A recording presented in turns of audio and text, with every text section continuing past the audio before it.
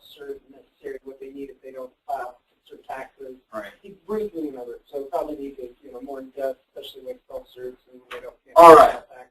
Okay, so let's go over what documentation is needed in order to process either a rehabilitation or a consolidation program, depending on what program your clients are enrolling into. So, for instance, these are going to be broken down into categories as well. Your Family One loans, so your standard, so let me just write this here. We'll go one at a time. So for your Family One loan,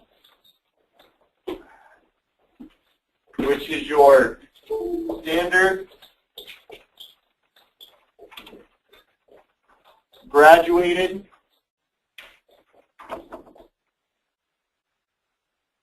extended fixed,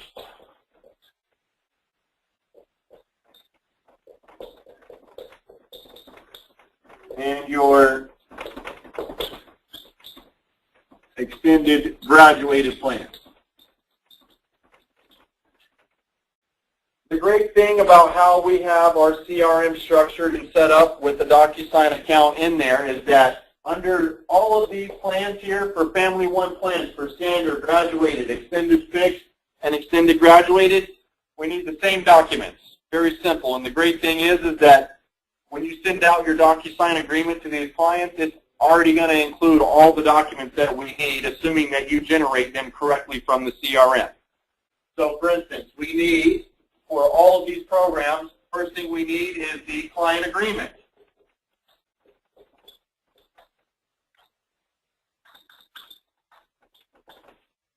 The next thing, and again, this will all be something that you'll have more of a visual of tomorrow when we're going through the CRM, but so the first document, we obviously need the client agreement. We need what's called a limited power of attorney.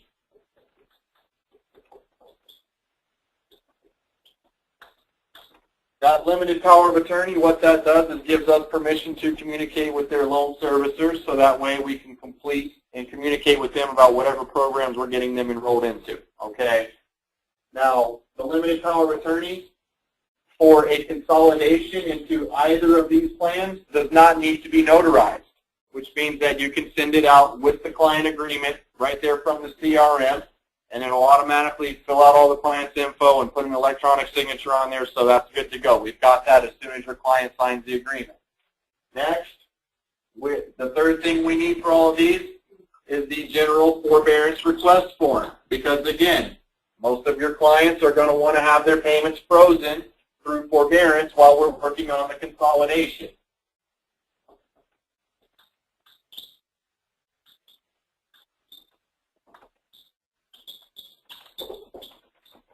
So, we need the client agreement, the power of attorney, and the general forbearance request form. All of those are documents that can be generated right from the CRM and sent to the client in the DocuSign agreement, meaning that as soon as they make their first deposit, we've already got everything we need to collect that money. You get paid, everyone's paid right away. Okay? So, great thing about these Family One plans is that for the most part, you're going to have everything that you need right there when you sign the contract with the client. Now, the last but not least, the last thing we need to go along with all of these plans here is the RAM authorization form to set up their fee payments for the consolidation or, that they're going into under a standard, graduated, extended fixed, or extended graduated plan.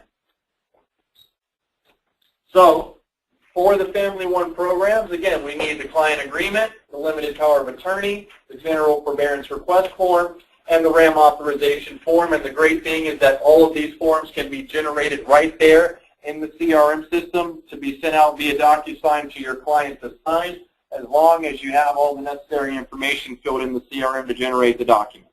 Okay? So are there any questions about these four things that are needed for the Family One programs, your conventional programs? You guys have any questions?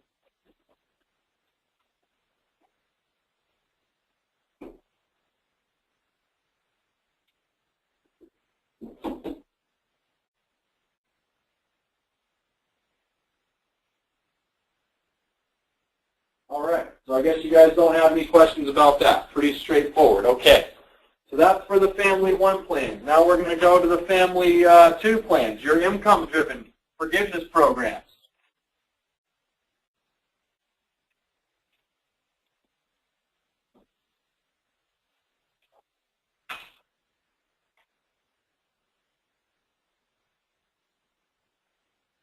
So for Family 2, oh, hang on a second, lost you guys again.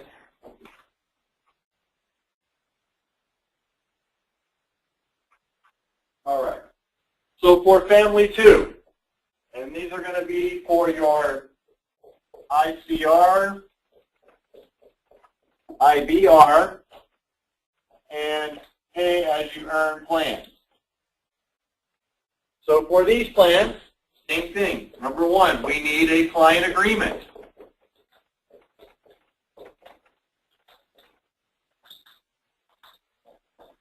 We also need the limited power of attorney.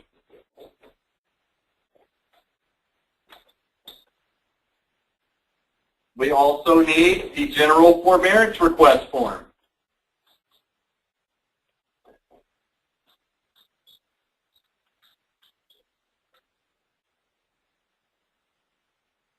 And then for these programs, there is another form in there called a self-certified letter, which can also be generated along with these documents from the CRM system, but there are some restrictions to the self-certified letter I want to go over with you.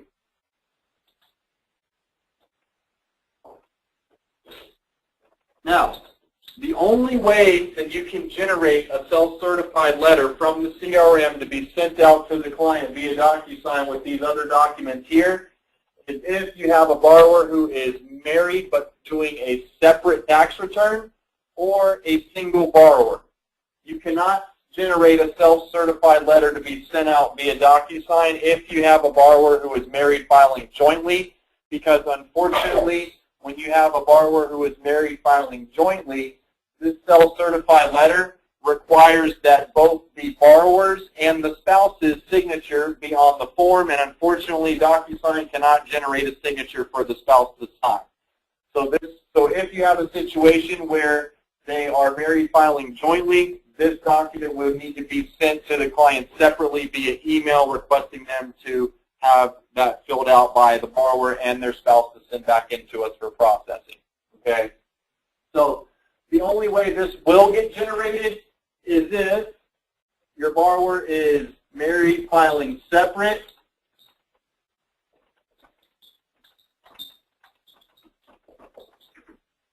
or single. Otherwise, again, you need to send that form to them in a separate email outside of DocuSign, okay? And then, obviously, last but not least, we still need the RAM authorization form as well for their fee payments for the consolidation. And then things that we cannot send to them through DocuSign, which we will need for processing, there's a couple of other things.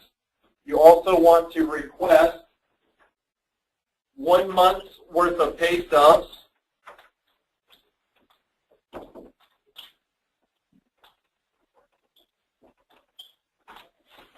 and a copy of last year's 1040 forms.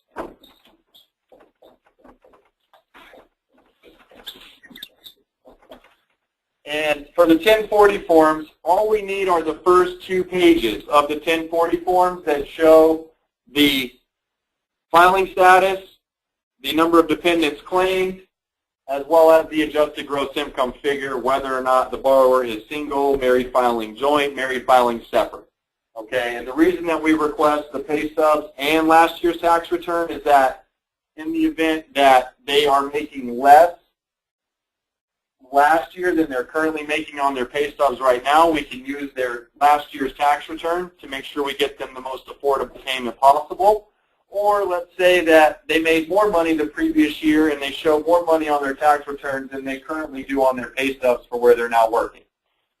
Now, in the event that you have a married couple and you're requesting pay stubs, and if they file a joint tax return, we also need to request the spouse's pay stubs as well too, so we can calculate both the borrower's and the spouse's income off the pay stubs, or we can go off the 1040 forms as well too, whichever is more beneficial to the client as far as the monthly payment goes. So that is essentially what we need for the Family 2 plan. Does anyone have any questions about these documents?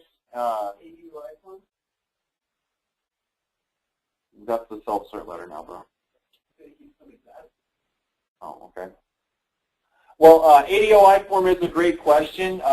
We are actually attempting to use this self-certified letter in lieu of the ADOI form, because the self-certified letter that we have has all of the same information included on the ADOI form. So basically, if we sent them both, we'd basically be having them fill out the same form twice. So that's why I don't have that listed here, because the self-cert letter essentially is the ADOI form. So with that being said, again, with the self-certified letter, if you have a married couple that is filing jointly, you would not be able to send that self-cert letter through the CRM system. It would have to be requested separately along with the pay stub and last year's tax return in the event that they are married filing jointly. Okay? Any questions, or did that clarify your question there?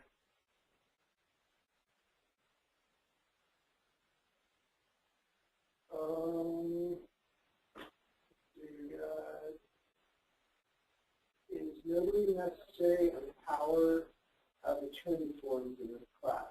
Okay, great question. Power of attorney forms.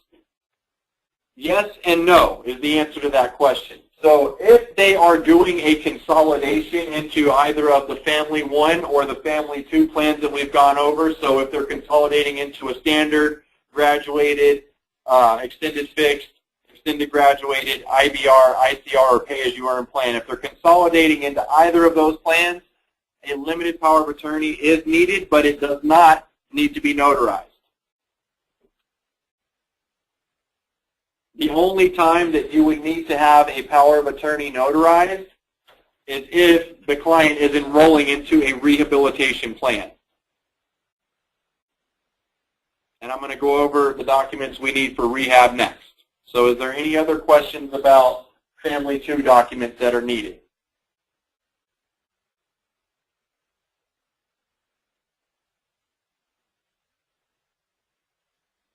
No other questions? All right.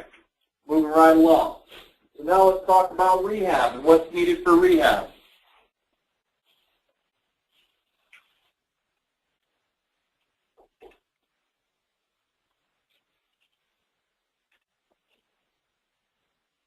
Sorry, I hope you guys don't feel like I'm yelling at you. Okay. So rehab. Pretty similar to the rest of them. The only thing that's really different is the notarized power of attorney, but I'm going to go over this with you in depth as well too. So for rehab, what do we need? We need the rehab client agreement, or should I say rehab agreement.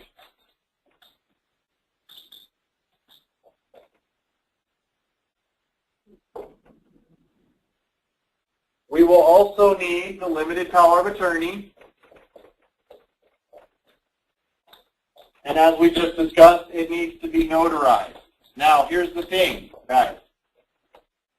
You are not going to generate a limited power of attorney to send via DocuSign for a rehab plan.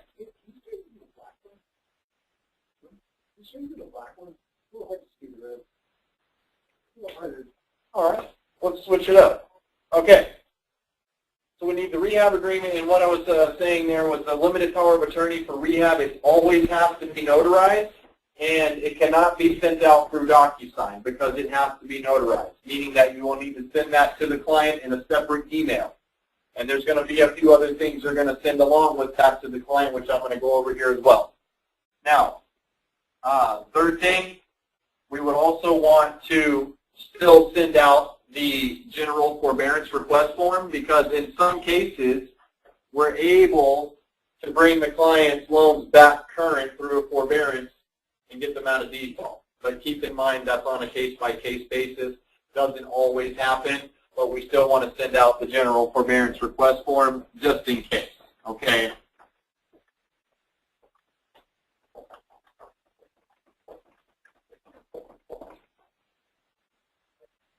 general forbearance request form. We are also going to send out a self-cert letter in the event that they are married filing separate or single. It can be sent through the CRM. Otherwise, it has to be sent separately as well.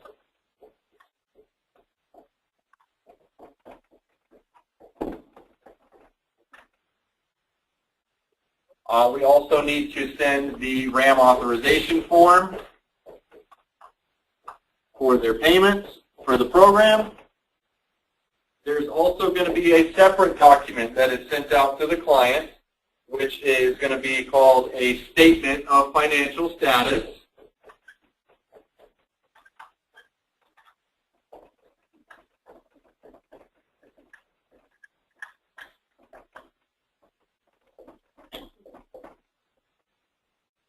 Statement of financial status, that is the document that basically allows us to negotiate an affordable rehabilitation plan for the client.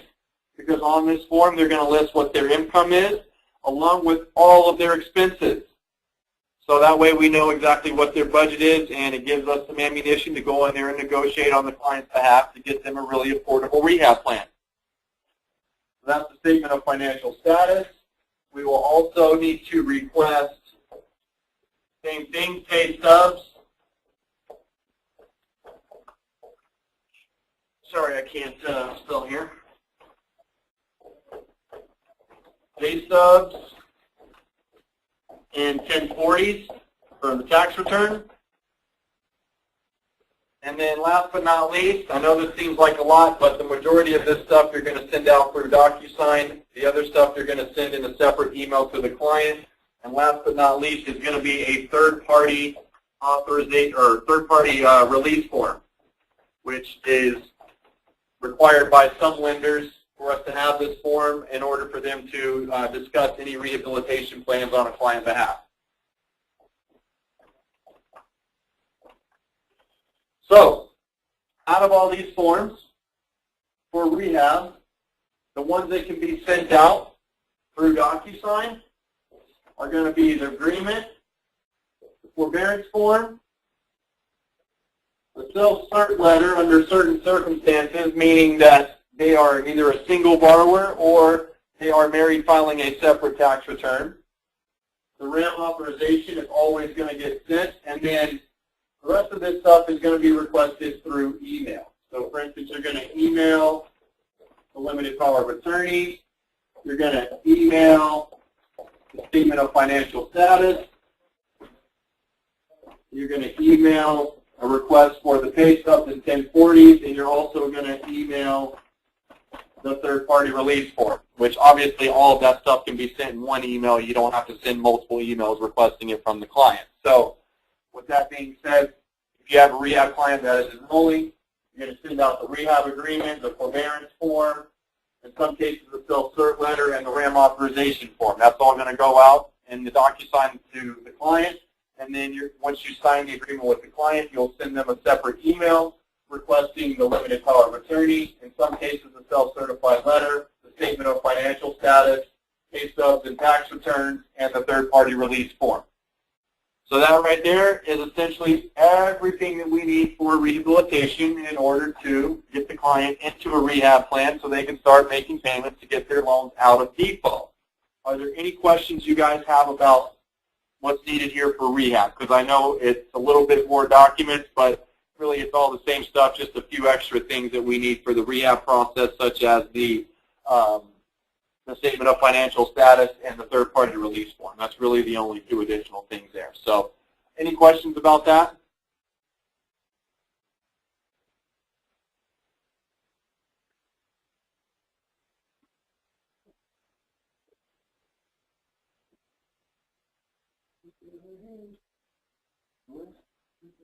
Okay. So I guess you guys don't have any questions about the documents that are needed. So you have, your Family 1 docs that are needed, your Family 2 docs, and then you've got your rehab docs. Okay, so those are, in a nutshell, exactly what we need for each of those three scenarios, whether or not they're doing a consolidation into a Family 1 program, a consolidation into a Family 2 program, or a rehabilitation.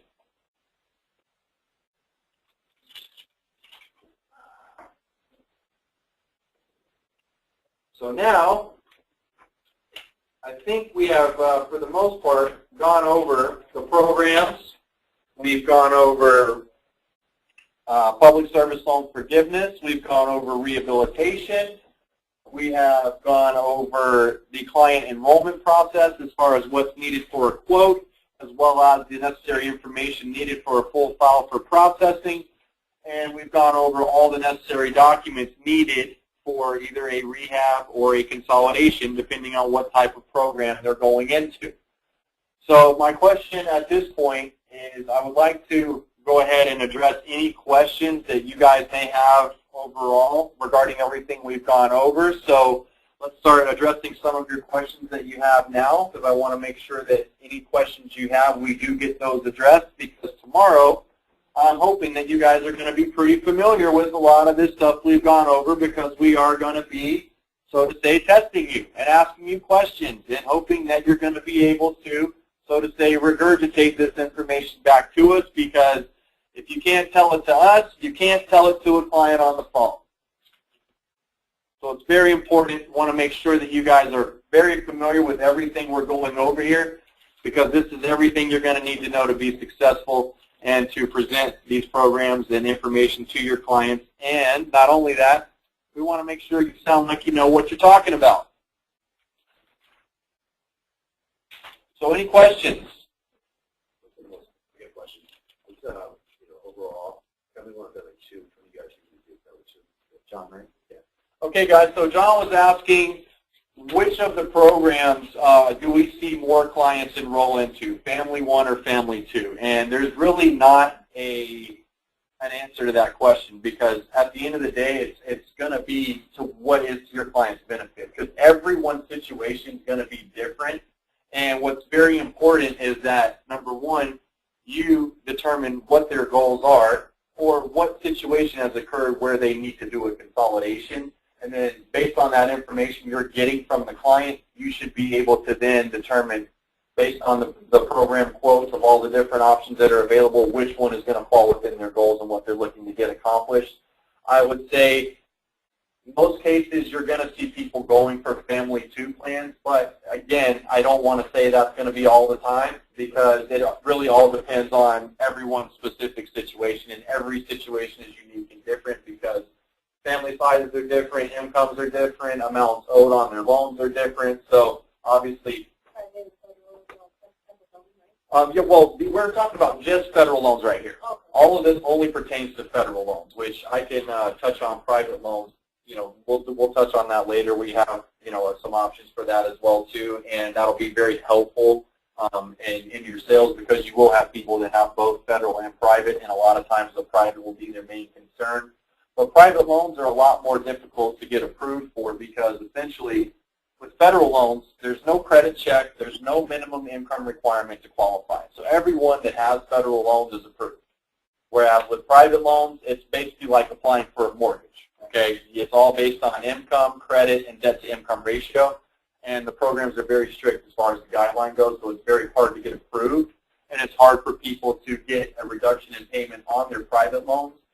So a lot of times you have to kind of bring a person to that realization that there may not be, you know, any help for your private loans, but look, we've got some options here where we can really lower your payments on these federal, which will make these private loans much easier for you to afford at the end of the day. Okay. So guys, questions. Ask me questions. I want to hear questions. Unless you guys feel like you got it down. In Family 1, if the client pays more than is required, does that go directly to principal reduction? In Family 1, depending on which program they're in, if they are paying under a standard plan or a extended fixed plan, there are no early repayment penalties for any of these programs, by the way, people. So if they're paying in a standard or an extended fixed plan where it's a fixed payment, as long as there's no outstanding interest, yes, whatever they pay additional will go towards paying down the principal. Now, under the graduated plans, that's a little bit different, because under the graduated plans, they're not making a full principal and interest payment. So therefore, anything additional that they pay is first going to pay the unpaid interest that's not being covered in their payments, and then after that, it'll go towards the principal. Does that clarify that?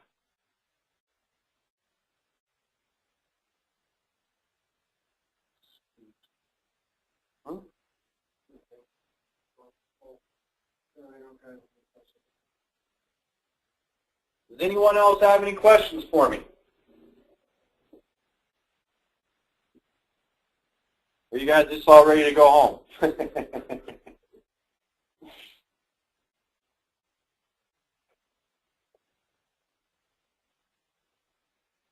right, can I ask them what documents need to be notarized?